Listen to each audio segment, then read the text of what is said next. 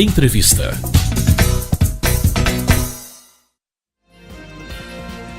É muito comum que a gente ouça relatos diários acerca dos golpes praticados na internet, casos de violação de privacidade e até do cyberbullying. E a gente se pergunta, né, como fazer para se proteger em casos como esse. Quem está com a gente na linha é a doutora Ana Paula Siqueira Lazarete de Mesquita.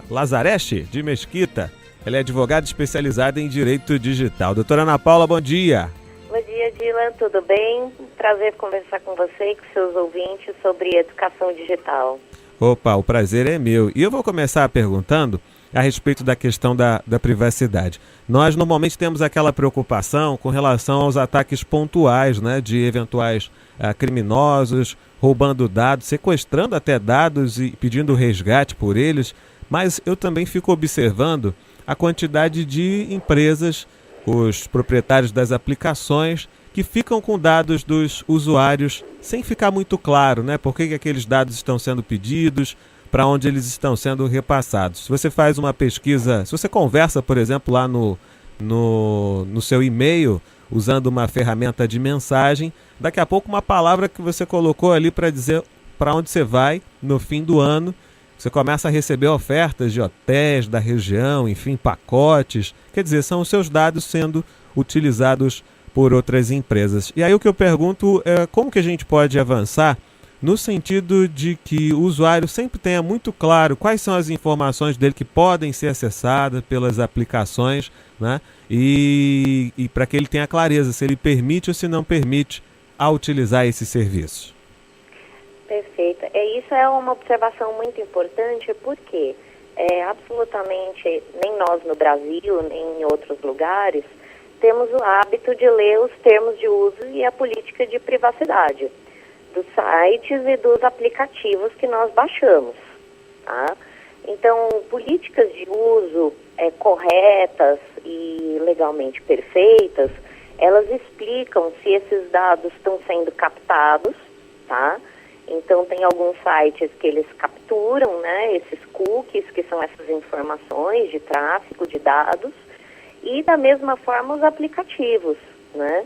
Então, das empresas maiores, eles explicam como é que esses dados estão sendo administrados, como esses dados estão sendo captados, principalmente se são de menores de 13 anos de idade, porque as grandes empresas, né, Google, Facebook, nenhuma delas até agora se adequou até o ordenamento jurídico brasileiro, né? Eles sempre se reportam às leis norte-americanas, principalmente ao COPPA, né, que é a que faz a proteção das crianças e dos adolescentes nos Estados Unidos.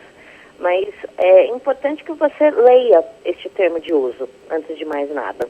E muitas vezes não vale a pena você ter aquele aplicativo instalado, de acordo com a quantidade de dados que ele vai tirar dos seus ou do seu smartphone ou do seu computador. Então, a segurança da informação realmente começa na palma da sua mão. É um grande desafio, né? Primeiro porque a gente foi criando o hábito de não ler esses contratos de prestação de serviço e depois porque com o passar do tempo alguns aplicativos eles começam a ser tão usados que fica difícil para o indivíduo não ter. Mas aí ele entra, né, nessa questão. Se ele aceitar para poder utilizar o serviço, ele está automaticamente fornecendo as suas informações e a gente tem muita dificuldade de rastrear e saber como elas são utilizadas, né? Agora, aproveitando para falar desse aspecto da legislação, nós temos um marco regulatório civil, que é o Marco Civil da Internet, que surgiu depois de uma tentativa de uma lei primeiro penal, que foi a Lei Azeredo, rendeu muitas reclamações, movimentos sociais, e também essa lei que tem as tipificações penais, no caso da Lei Carolina Dickmann, né? Eu pergunto à doutora Ana Paula, o quanto que a gente ainda precisa avançar, falando de produção de novas leis, né? Quando se trata de garantir a segurança do usuário. Seria algo como a Lei de Proteção de Dados? O que precisa sair ainda para que navegar na internet no Brasil ainda possa ser mais seguro? Eu acredito que o Marco Civil da Internet, ele foi um movimento muito importante e inovador, não só no Brasil, do ponto de vista de legislação mundial.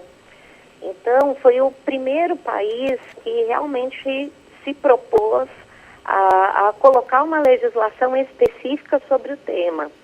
Justamente quando fala de guarda de dados, né, quando que esses dados precisam ser informados para a justiça, como que é a forma de notificação. Então, realmente, isso é muito inovador. Então, não existe em outro lugar do mundo. Então, esse mérito, realmente, o nosso legislador brasileiro tem. Agora, obviamente, ele precisa, obviamente, de modificações e de regulamentações. Sim, é claro que precisa, né? O aperfeiçoamento, a lei sempre chega depois do fato, né? Então, primeiro a sociedade sente a necessidade da regulamentação e depois é que vem a lei, né?